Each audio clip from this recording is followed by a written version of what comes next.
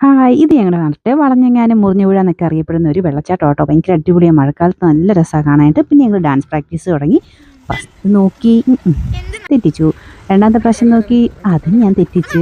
മൂന്നാമത്തെ പ്രാവശ്യം ഇത് ശരിയാവും തോന്നുന്നു. ആ ഇല്ല, ഞാൻ വേറെ വഴിക്ക് പോയി, അതും തെറ്റി.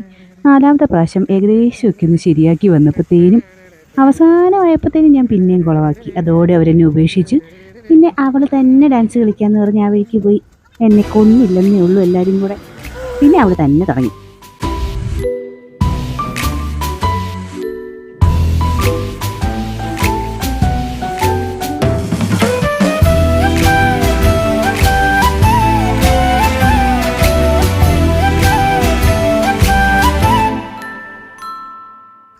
അങ്ങനെ അനിമയുടെ ഡാൻസ് കഴിഞ്ഞ് ഞങ്ങൾ പിന്നെ ഒരു ഏലത്തോട്ടമല്ല കേട്ടോ, തേയിലത്തോട്ടമാണെങ്കിൽ മാറിപ്പോയതാണ്.